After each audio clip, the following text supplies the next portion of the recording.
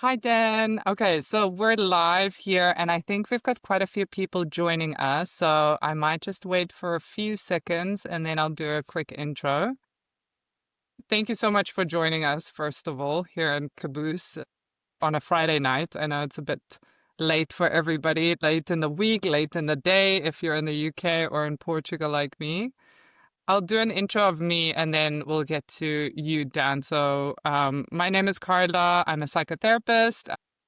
Currently doing my PhD here in Portugal. I'm also the clinical lead for Caboose. Caboose is an online safe community for neurodivergent individuals to connect and learn and find purpose. And it's also created by neurodivergent individuals, which I think is really important. This is a reminder that the divergent discussion is being recorded, and we'd be sending out a copy to everyone who has a ticket. And we'll also have time at the end for the audience questions. So if you've got any questions, please write them in the comment section or in the question section, and we'll try to get to everybody. I'll also be checking if there's any questions related to the topics that we're speaking about. So then maybe I'll just interject a little bit with my ADHD brain. So I'm going to do a bio on Dan. Everybody meet Dan.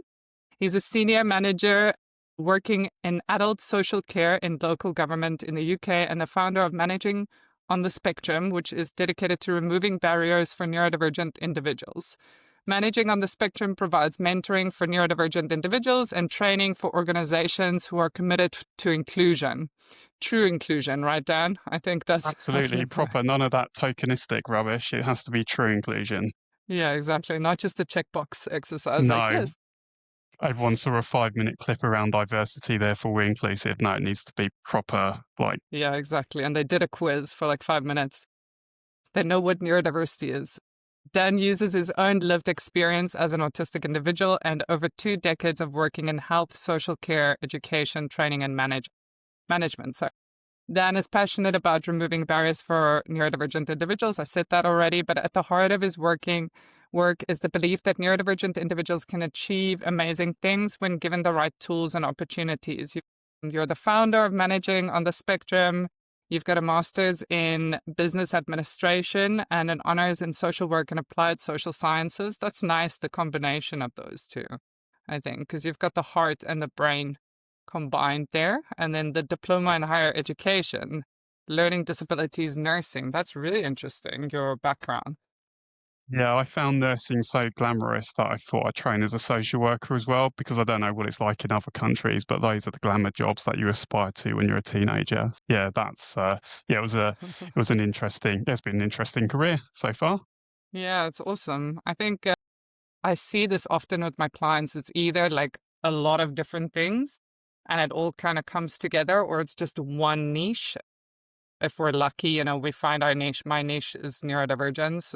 So I was very lucky in the beginning in getting into this field and absolutely loving it, and then finding out that I'm part of it. So that was my journey. Similar for me. I fell into it. I don't want to give everyone my life story, but I mean, you could hear it better. Like, I got my first job. I was 18. I was a volunteer, and I lived with a learning disabled and autistic chap, and that's how I got into Okay. learning disability nursing, and Oh, then wow. continued to work with neurodivergent people, and then realised myself that I myself am neurodivergent, which is probably why I've always had such an affinity to working with neurodivergent people. Uh, Yeah, I think that happens often as we find that we're more comfortable in this field. That was actually one of the first questions that I wanted to ask you about your journey of just your neurodivergence and how has it been, and also what led you to starting Managing on the Spectrum. Was it the journey that you just spoke about? yeah, I mean, I'm gonna kind of go back, yeah, reverse backwards. So I only got diagnosed with autism 19 months ago, so May Okay. the 4th, which for, I think, Star Wars people, that has real connotations. For me, Oh, I'm not a yes. Star Wars fan, Oh, but right. when I say it to some Star Wars, and the audience will tell me if it's Star Wars or another program. But anyway, so I got, yeah, diagnosed on May the 4th, uh, last year. And, but that was, you know, that was a long journey to get there. Clearly, I'm not 21. Your audience might be surprised. I'm actually 44. So I got like I was 42 when I got diagnosed, but had a had a long journey. Kind of, you know, um, I guess some of the challenges that a lot of people had growing up, particularly in the 80s and 90s, autism wasn't recognized or understood in the way it is now. Neurodiversity wasn't, even when I trained as a nurse back at the beginning of the millennium, I was being told by psychiatrists that people grow out of ADHD at 18. I mean, it's amazing at 364 days, you're ADHD, but then you turn 18 and no longer ADHD. So nonsense like females don't have autism and all that stuff. So there was a lot of there was so much ignorance and misunderstanding kind of in the 80s and 90s. And, you know, I, um, you know, I, when I was very young, when I was like, preschool age, I did miss my developmental goals. There was talk about me going to a special school. Thankfully, my mother advocated for me, and I'm very grateful for that. So, kind of went through mainstream school. And I didn't like school, couldn't wait to leave school. When I went to school in the UK, you could leave school at 16. I couldn't wait. Now people have to stay on until they're 18. That would have been awful for me. Um, but you know, school, I was academically okay. I was relatively good at football and I didn't cause any problems. So I kind of went under the radar. I now realise that, high masking and all that stuff and the things that come with age. But I think, I think that's fairly common, I would argue, with neurodivergent people where, you can just almost disappear within that education system. And if you're neither excellent or you need support, then you kind of just disappear, don't you? And people don't think to ask how you are because as far as they're concerned, you're just going along fine. Mhm. Dan, one of my questions was actually about the diagnosis process that you were just speaking about. But when you were diagnosed, you were already in working as a senior management. And I wanted to ask how that changed your view of leadership, the work and inclusion as well when you received the diagnosis.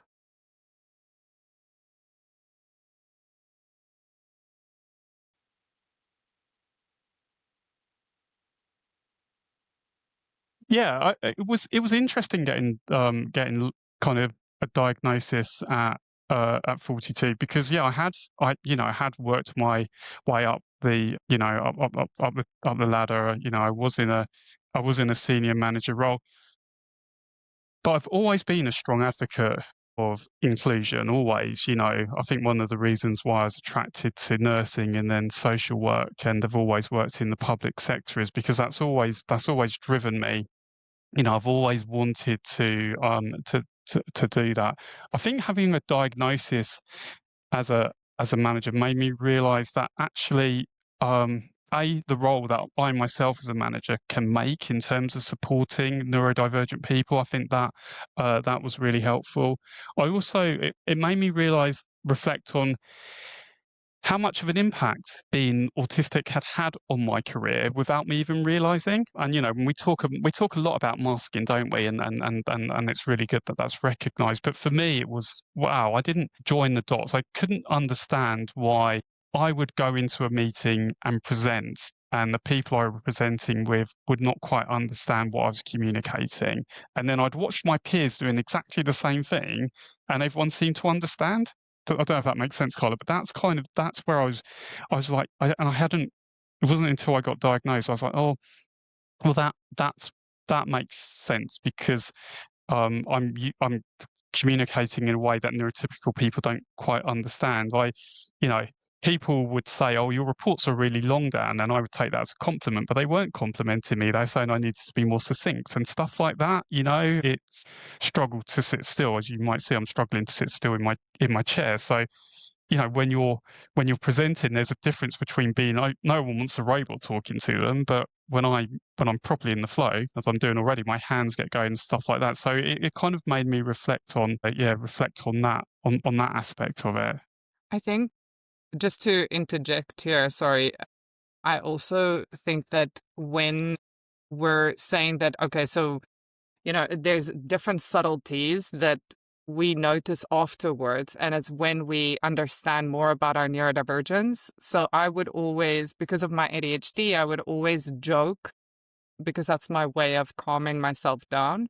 And I realized that people took that as I'm never serious, in the past. So I had to really look at my specific coping skills as a neurodivergent individual as masking as well.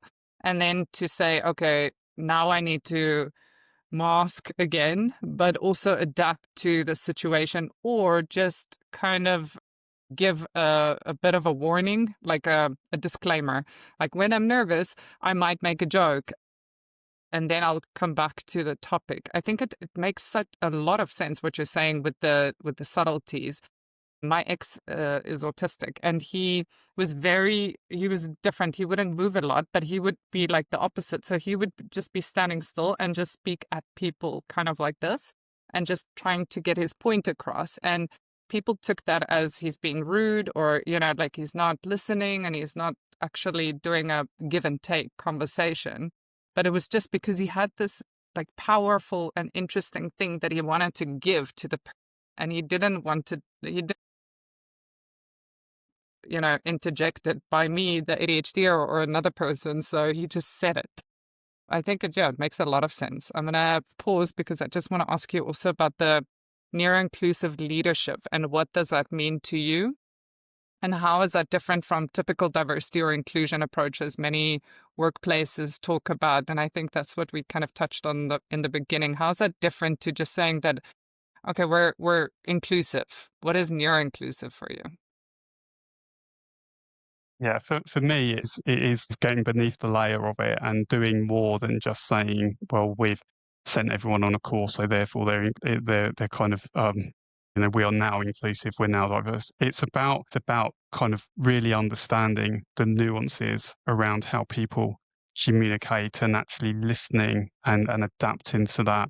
It's ensuring it's making differences to workplaces and reflecting on why do we still insist in 2025 on everyone coming in till 9 till 5, when actually some people work far better in the mornings and some people work far better in the evenings? But it's interesting, really, because the way a lot of places work, and I accept that, I acknowledge that there are 24-hour businesses, but if you're looking at a kind of workplace, office-based, we still do that 9 to 5 thing. Well, why?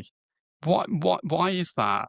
And and also it's a recognition about by embracing that difference and that diversity of the way people think and supporting. So it's more than that. And I think it's about that psychological safety, because my experience of diversity is it's often based on that physical, within the lights. Okay, great, but just dimming the lights then doesn't create psychological safety. In fact, dimming the lights without context could have the opposite impact, psychological safety. So you need to be mindful of that. And also, and I hear this a lot and I see it a lot, people still want a one size fits all. And the beautiful thing about humans is we're all different. And actually, and there's difference obviously within kind of, within the kind of neurodivergent population as well. And I think it's recognizing that, because again, some of the feedback, I've had and I've heard other people have said is, well, you're nothing like someone else I know who's autistic.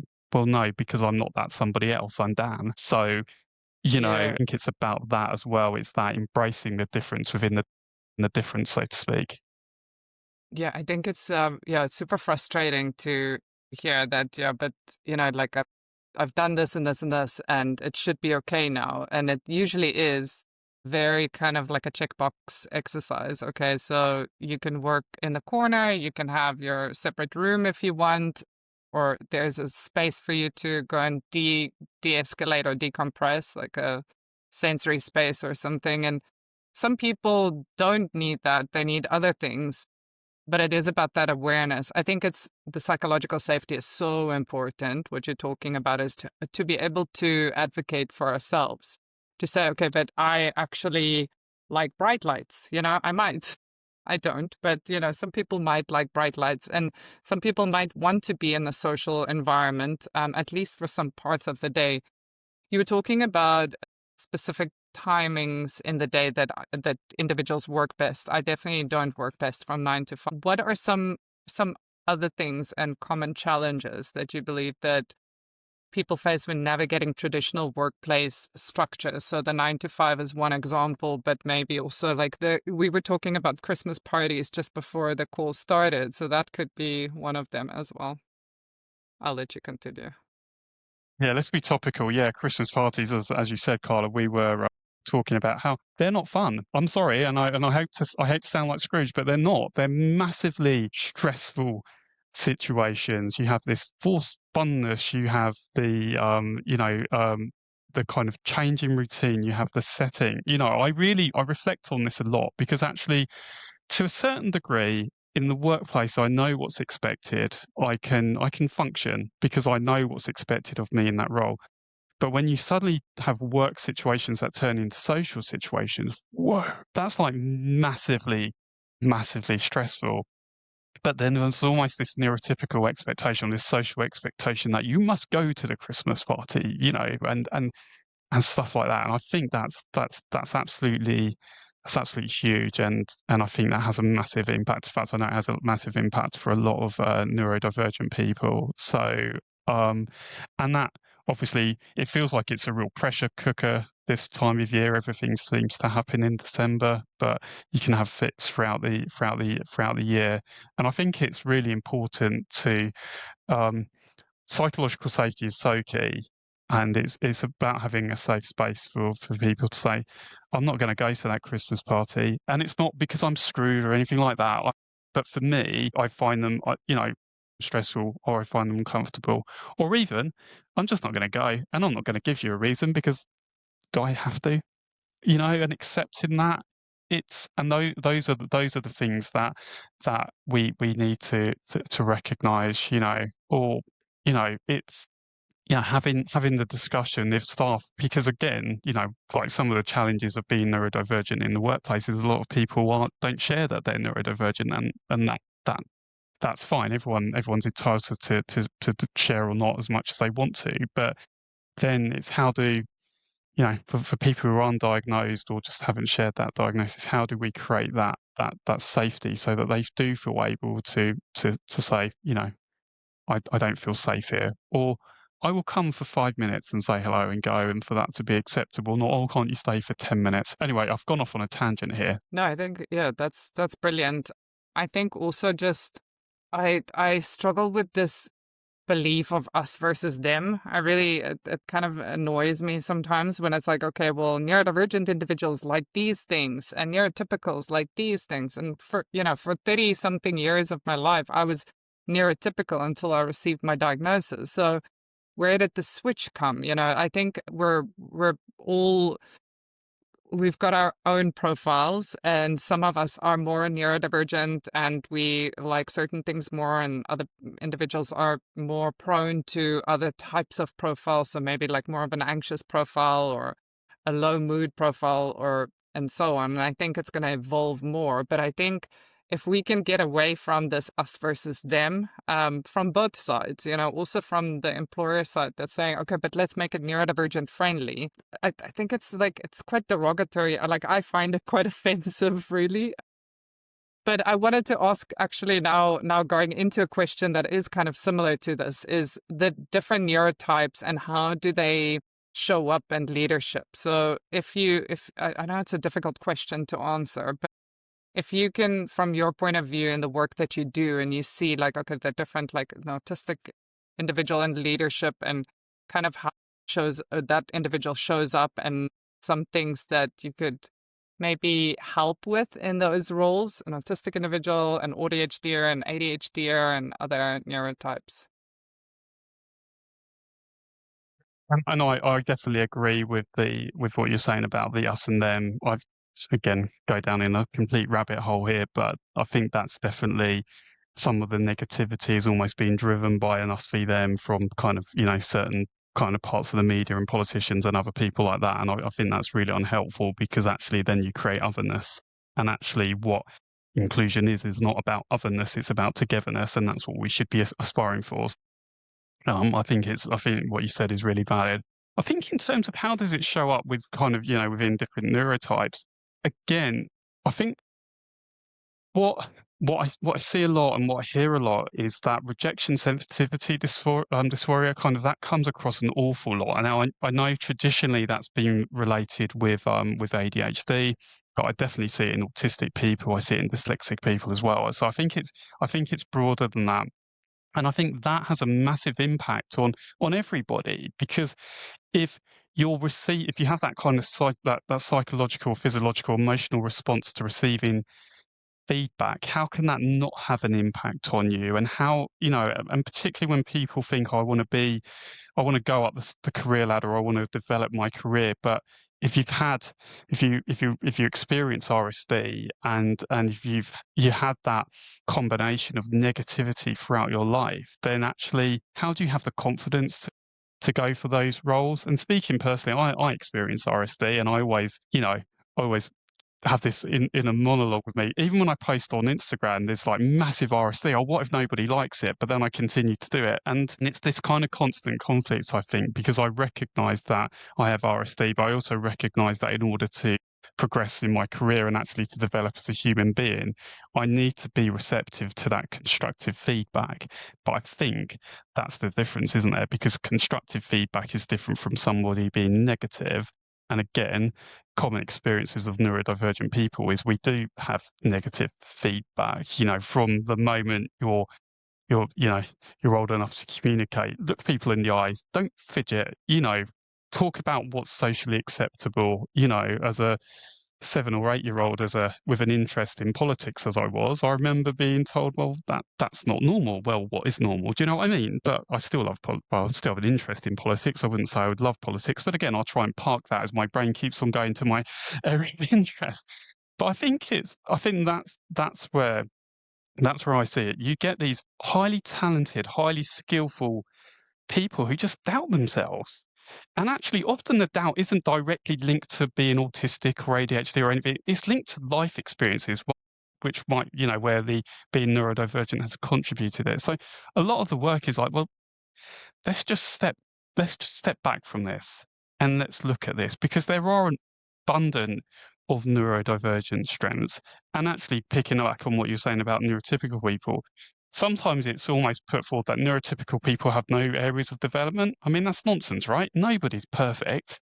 And actually, when we think about kind of empathy and all those negative stereotypes, some of the most empathetic people I've ever come across have been autistic, and some of the least empathetic have been people without that autism diagnosis. So I think it's about that, and kind of leaning into it, and you know acknowledging the impact that being autistic in my instance has, but actually recognizing that it's more than that. I'm not defined by my autism no more than you are defined by your ADHD, and no more than other people are defined. We're not that diagnosis is just what it is. It's a label. It doesn't define who we are. And that's the work I do with people. It's like, let's just acknowledge it, but let's like work through it and let's look at your strengths. Yeah, I really like that, and I want to get back to the strengths part too, but just talking about the RSD, Hmm. that's actually really important for me in my research at the moment. I'm focusing on ADHD women specifically for my PhD, and I'm not focusing as much on the DSM symptoms or characteristics. I'm focusing more on those feelings that we go through as ADHD women. So the RSD, the imposter syndrome, the anxiety, the feelings of depression, because it's not discussed in clinical settings. It's like, oh, Carla, you're a combined type of ADHD.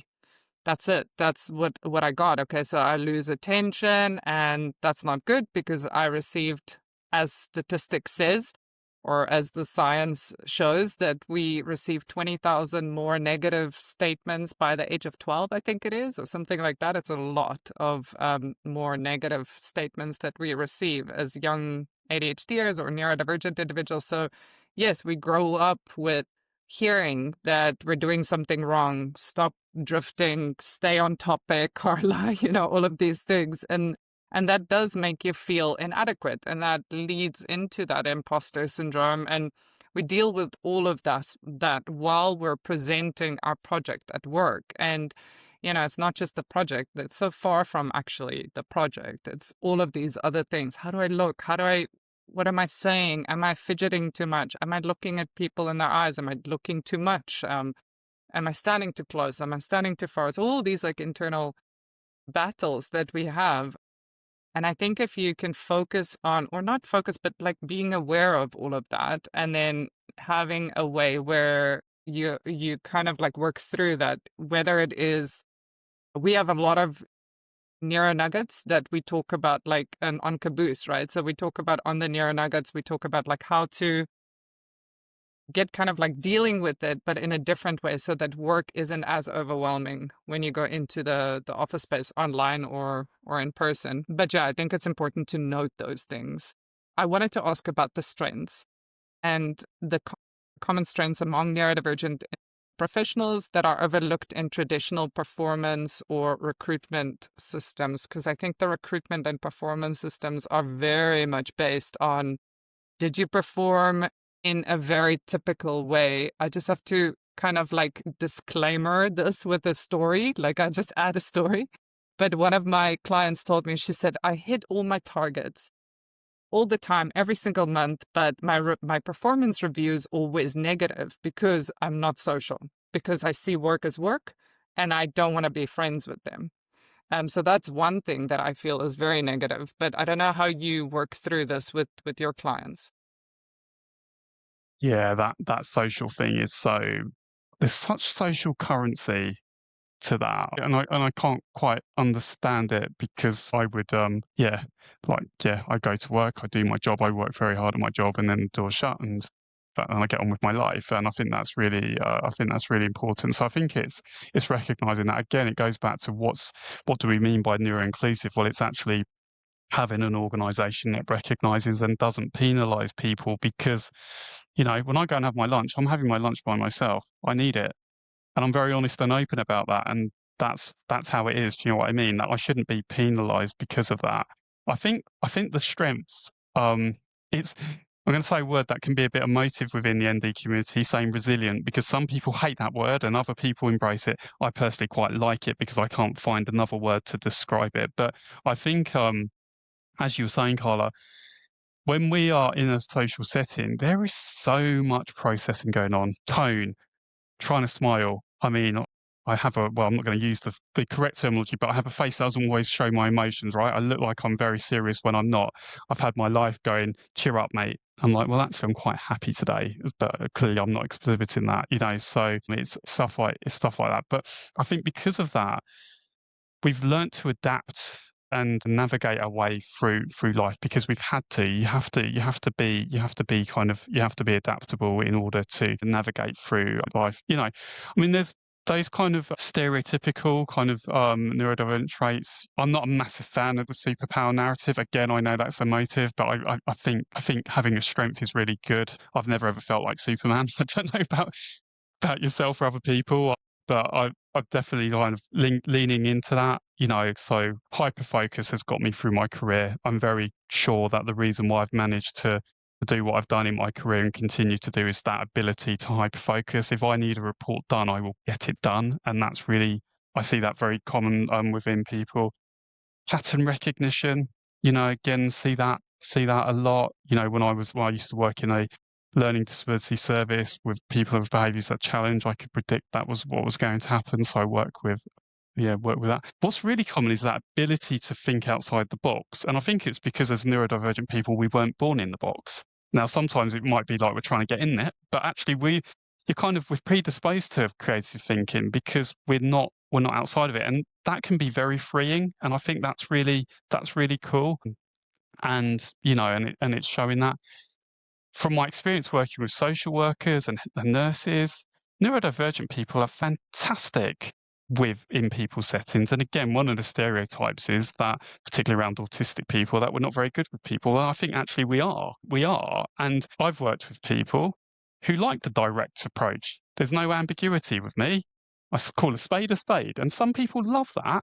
And I don't know about you, Carl. I really struggle when people tiptoe around the edge because I don't even know what they're on about. If you want something doing, just get it done and tell me. Yeah, yeah, I love that what you said. Okay, so my clients are all neurodivergent, right? So I don't have any issues with being direct and being quite a like a straightforward therapist. So they want that. So I'm lucky in that sense. But everything that you mentioned though can also push us a little bit more outside of the circle, right? So like being direct, hyperfixating on work because people don't want to hyperfixate on work. They want to work to go out, or work to travel or whatever. And that for us could be very stressful to even think about that. But all of these things that you mentioned, pattern recognition. Sometimes I just know something's off. And I knew this when I was a kid too at school. I would say this is not the right answer. And the teacher would be like, "How do you know?" I'm like, "I just let it get something is off." And I know like now, okay, I recognized the pattern was off, but I couldn't explain it. So it would actually push me out. I was told twice at school that I was cheating because I got to the answer without doing the whole sum. And I think that those things are great. And yes, they can be.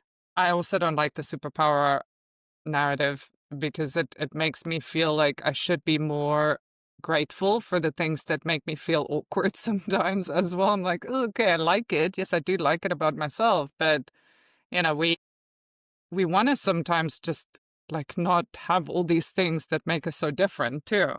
So it's a bit of a give and take. I think acceptance and really liking who you are and your quirks is important, but all of these things also have the ability to push us out of the social circles. I think it's a difficult thing. I don't know if you have anything that you wanted to add there about this. I do agree. I think you're absolutely right. The things that, the strengths can, push us out, and that's where, that's where obviously why we develop those masks so that we can kind of be, kind of socially kind of integrated and kind of acceptable to a certain degree. Yeah, I mean, it is a challenge. I think it's from a work setting, it's trying to it's kind of showing your worth, which is a terrible phrase to use about a human being, but particularly in a business. But I think it is about that kind of like showing what you can bring to people. And um, one of my friends has this wonderful phrase called like you like people know their neurokin. Like she knew I was autistic before I was. It was one of those. And I think there's something around that. So kind of in terms of work-based place adjustments, I think it is kind of finding that one person who you can connect with who makes going into work, if not fun, bearable, and finding that connection, and Yeah. trying and yeah, kind of doing that. And I don't know, I try to stop apologizing now, and I feel sometimes I am very apologetic, and people I've worked with are, and it's like, well, why really? Why should I apologize for the fact that I'm going to go into a room and I'm going to sit in a chair away from everybody else because that's the less that place is managing for me. So Laura, I noticed your question about sensory issues. That's something I do. If I'm going into a room, I will just go and sit away from everybody else, and accept that. Doing other Yeah. things, taking loops, fidgets. This is not a good one to take into work because I always drop it. But I do take these into work because they help me concentrate. And like sensory stuff's interesting because I've worked with some people who like to arrive early for work so that they can. It's like the bar filling up, isn't it, with the noise? So that you can climatize with it. But there's other people that like to arrive later, and those are the kind of reasonable adjustments. Why do all meetings have to start at 9 o'clock? Why can't it start at 10 past 9 or quarter past 9 to allow people time to get in there and to acclimatise? I think it's those are the things. That's the flexibility for that we need to have, having those conversations with your manager. You know, depending on where you are in the world, Laura, if you're in the UK, then we have the Equality Act. The Equality Act it's a legal obligation for organisations to put in reasonable adjustments. I'm sure other countries do as well. So yeah, it's those things really. Trying to create an environment that works for you. Hybrid working, again, can you work from home 2 days a week, 5 days a week? Do you always have to be in the office? That goes back to the social thing, right? Because it's that if you're not in the office, you're not being productive. Well, that's nonsense. I'm so much more productive when I'm working from home than when I'm in the office. I can manage the environment, I can manage my office. I'm in control. Yeah, I think it's yeah, again, like that's kind of like the typical feeling that I think most people, if they're working from home, that they'll take advantage of that. And I think near individuals, I work from home all the time and I work way too much. So I have to force myself to take breaks. I'm happy that you answered Laura's question about the workplace adjustment for sensory issues.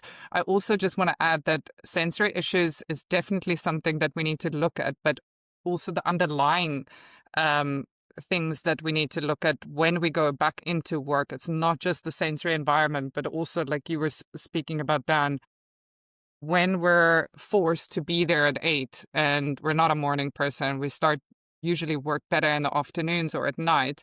Maybe that's an adjustment because our sensory system is going to be already then sensitive, like more heightened and more sensitive. So I think we need to look at everything. When do we work best? How do we work best? With what kind of people, what kind of communication, like the communication profile of our managers. Do we want direct feedback? Do we want it via email so that we can read it later when we're feeling calmer? All of these things I feel helps me a lot with my very sensitive sensory profile. So I have a very sensitive sensory profile, but it's even more heightened if somebody now tells me in a live call, Carla, your neck is red. You need to watch your neck gets really red in a live. Then everything else sensory wise becomes more intense. But if Dan knows maybe afterwards, or if it's echoey or something, he tells me afterwards, look, maybe just put a scarf on or something, or he messages me, then my system is calmer so I can handle it. So I think we need to look at everything, not just the sensory environment's so important, but I think it's definitely more heightened when the communication and the interaction isn't optimal. And speaking of that, are there any top 3 or 4 changes that you'd recommend to make the workplace more neuro-inclusive? Now I'm putting you on the spot here. But that's fine. I think recruitment, let's try and get people in the office in the first place, right? How horrific are job descriptions? Awful. And again, I've worked with people that, who, unless they meet every bit of the essential criteria, they won't apply for a job because they haven't met every sense of that. So, I mean, that's the first thing I say to organisations is look at your RD. Second thing is you don't need a 10-page role description, right? 2 pages will suffice, you know. And I don't know about you, Carla, but how often have you looked for a role description and you haven't got a clue what the job is? It's like, how can somebody have so much information and not provide anything? Do you know what I mean? It's like it's War and Peace. And I think it's yeah. So definitely with that. Then once people have navigated through the job description and got into the interview, the dreaded interviews, whenever I interview people, I always try and make sure that it's psychologically safe. Interviews are stressful for people. Send out interview questions in advance. Now, again, I've had people say, you can't do that, it's cheating. Why is it cheating? Why is it cheating to give people the best opportunity? We've kind of evolved where interviews are almost seen like a 60-minute test, which you must pass or fail. Well, that's a rubbish way of knowing if somebody's good at their job, in my experience. And I've, over the last couple of decades, I've probably interviewed over 1,000 people. I'm probably being underestimating there. It's not a good way of finding out how somebody is. Actually come and find out what works for people. Are people better at presentations? Can they do videos? Can be creative with it? That's what I want. When I've got a team, I want creative people. I don't want robots. I don't want drones. So I think it's around that. Second one would be proper training for managers, and that needs to be all managers, not just the middle managers. Needs to be like the senior managers. What I have learned and what I have seen is that if you don't have buy-in from the execs down, you're not going to make that change. It has to be seen, and it's having those discussions with the managers. And leaders need to lead by example, and it's a really simple thing to say, but they should be. It's good representations, it's visibility. If you have the most senior staff in the organisation being part of that and having those discussions, and training led by people with lived experience. Again, slightly controversial to say, but I think, you know, I can talk about being an autistic person because I am autistic. I have that lived experience. I couldn't talk about um what it's like to be an Olympic athlete because I'm not a terrible example. I don't know why my brain went there, but do you know what I mean? It's like, but there is still an awful lot of training that's delivered by people without that lived experience. Well, why is there that? Um, Other things, staff networks for neurodivergent people, set that up in the local authority I work. It's been brilliant. It's been so good. Safe space where people can come along and share their feedback and give tips to each other and share about that. But also, those meetings shouldn't just be held during someone's lunch break or at the beginning or the end of the day. They should be seen as much of a meeting as going to a budget meeting, which again goes back to that's why you need that senior leadership buy-in. Ultimately, I think the common thread within this is listening to people and listening to the neurodivergent experience and understanding reasonable adjustments. Sometimes people are like, oh, it's massive. Well, it's not, is it? Having a monthly meeting for an hour a month, that helps people and helps them feel supported and creates that safety, which actually then reduces them going off sick or leaving or struggling. To my mind, that's pennies. That's a good investment. So, I mean, I could go on forever, Carla, but those would be my top ones. Yeah, I really like those. And I love the lived experience, of course. I mean, I worked when I was younger, when I just started in psychology. I really wanted to work with individuals with addiction. And I was speaking to somebody that had a heroin addiction, and he was asking me, have you ever tried heroin? And I said, no. And he said, well, don't talk to me about it because you have no idea how good this is. So how are you going to try and help me? I was like, okay, fair enough. And I think it's kind of like to your point, right? As an ADHDer, I really understand what ADHD women go through in the workplace because I'm there and I feel it on a daily basis. But I can't even speak for men because it's a different, and other genders, it's a different experience. So I think it is like ultimately we can't have every single profile all the time, but this is also something we do at Neuro-Nuggets is we like add all these individuals that have lived experience that can actually speak about from their point of view, like you are doing as well at managing on the spectrum, which I love the name of too. I wanted to say and ask because we're gonna run out of time for sure today, but I want to ask about the organizations, how they can go from awareness of neurodiversity to truly embedding neuro-inclusion in the culture and strategy. So we've spoken a little bit about like what can they do, but how can that become part of their culture? Because I think it's like it's again a checkbox exercise. People are saying, okay, we've done the training. You said the managers, the higher upper managers need to really do it, the senior managers. And I think a way to get through to senior management is maybe to also say that, 1 out of 7 people are going to be neurodivergent, whether that is autistic, whether they have dyslexia, dyspraxia. Maybe that's a way of getting to everyone because somebody that they know is probably going to be neurodivergent. But what's another way to really make it part of your culture? And it's not just like, I don't want it to become something where I sometimes see it as oh, okay, we'll do this meeting for you neurodivergent individuals. So if it's part of like more of a positive thing.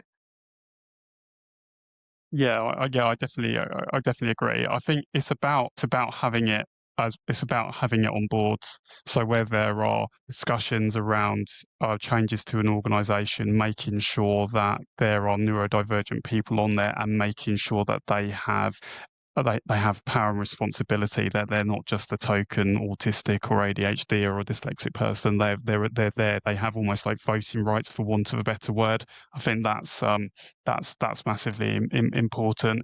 It's about, again, anybody can say I want to be neuro-inclusive and then do nothing about it. So it's making the changes. It's um, having spaces for quiet spaces. Although the irony with quiet spaces is if you have lots of people in there, they cease to become quiet. So it's like it's a bit of a strange one. It's a bit of a strange one with that. But it is about it is about that. It's having people with that lived experience at all layers, at all levels of the organisation. It's celebrating is celebrating diversity, and this is broader than being neurodivergent, although obviously this is a neurodivergent discussion, but it's broader than that. I should say 1 in 7 people are are neurodivergent. That's a huge population, that's a huge part of the population. And actually, some organizations, it's showing the cost of not doing this. And you need to be that heartless to some organisations, because ultimately, right, buck is the bottom. That's the bread and butter. So you need to show, well, actually, if you don't support neurodivergent staff, then actually this is going to cost you X amount. But also, there's loads of research now that shows that the most productive organisations are the ones that have diverse workforces as well. Because there's almost a danger of, I just won't employ kind of neurodivergent people. No, no, no, no, no. Actually, there's benefits to this, because it goes back to what we were talking about earlier. What's the strengths? It's that creative thinking.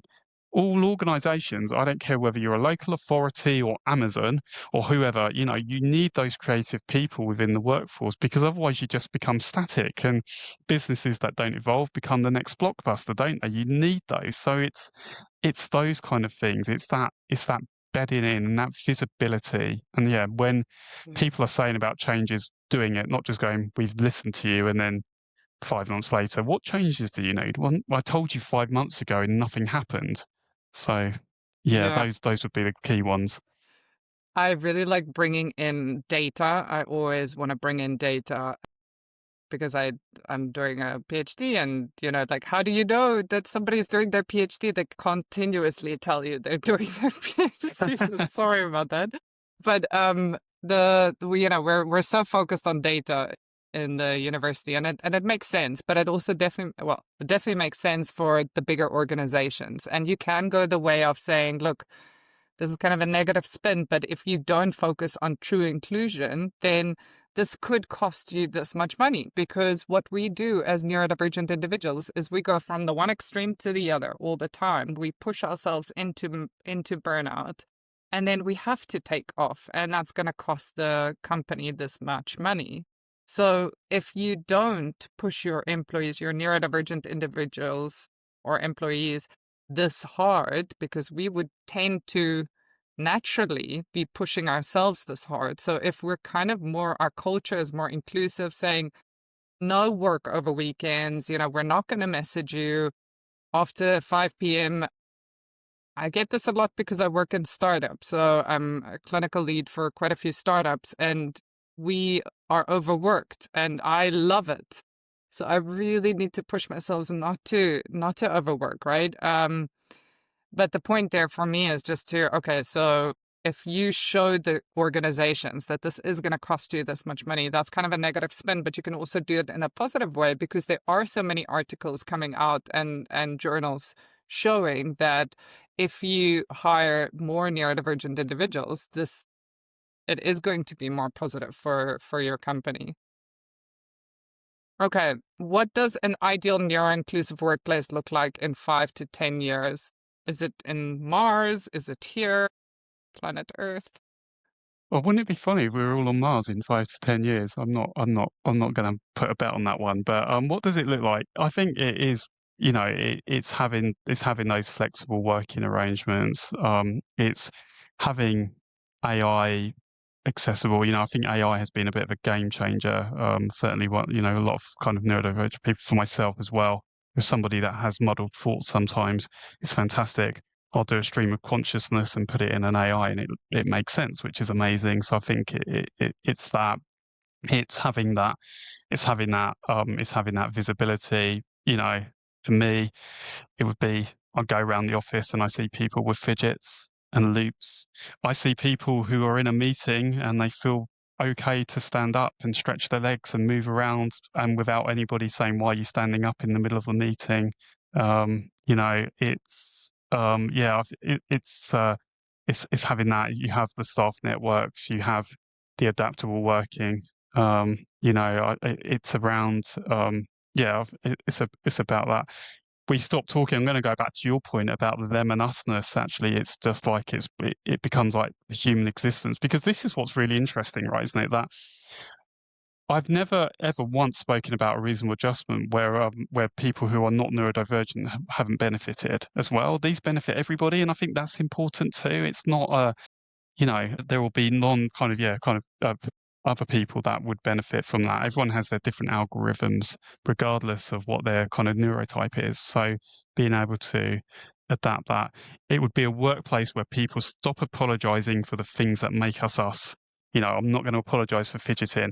I'm not going to look you in the eyes, and I'm not even going to mention that I'm not looking you in the eyes, because I feel comfortable that I'm not looking you in the eyes. It's those things. It's that you don't see a culture necessarily, you feel it, if that makes sense. And I think that's what it would be about. It would be having that place where everybody feels safe to just be themselves, Oh, whether sounds that's on nice. Mars or Yeah. on Earth. Yeah. I don't know. It sounds a bit far away, but I think it is reachable. It's not that hard. Hey, like what you were saying now, it's not like you're talking about like growing extra limbs or something. You're just saying like we're just being ourselves and nobody questions it. Oh, I was at a dinner party. I should not be saying this, but a couple of months ago, and somebody asked me again, like, "Oh, but are you sure you've got ADHD?" And I was getting so annoyed. I was like, like it's fine to be curious. I love people that are curious. Like, what did you think of when you said that random thing? Like, how did you get there? Those questions I love, because I can see that they're interested in how my brain works. But when they're kind of questioning me, we're saying like, "Why do you do this? Like, that's weird," or why do like, are you sure you've got ADHD? I also lose my keys or whatever. Then I get a bit frustrated.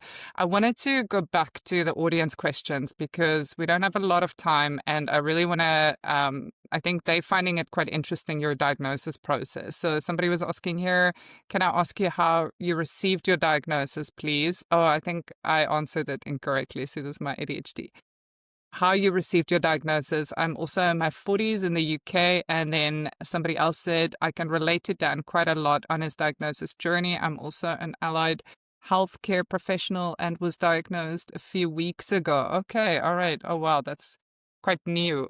So I don't know if you want to speak a bit about your diagnosis process. I think that's quite an interesting topic for the audience. Yeah, congratulations, Laura. I hope you're finding the post-diagnosis well, and that you're looking after yourselves. I don't want to sound like I'm plugging something else, but I did a podcast that's with the fitness and mind coach where I talked about my own journey of a diagnosis. So I Nice. hope you're looking after yourself.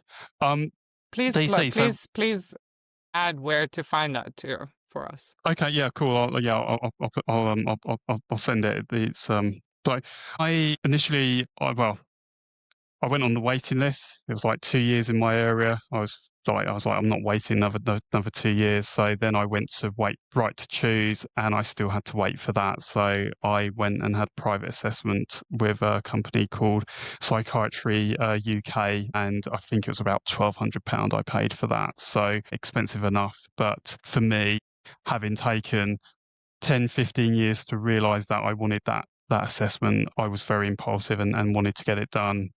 So with that, they asked for a report from somebody who knew me well, which was my mother. Someone else who knew me well, somebody who knew me well, who was my wife. Somebody who knew me in my childhood was my mother, and then somebody from myself. And then it was a really intense and robust a call with the psychiatrist, and it was. I'm not going to sugarcoat it. It was tough, but it has to be, because obviously it's an assessment. So, and I'm glad I did it on on Zoom, because I was in my own environment, and I knew that if I went into a professional environment, the professional mask would come up.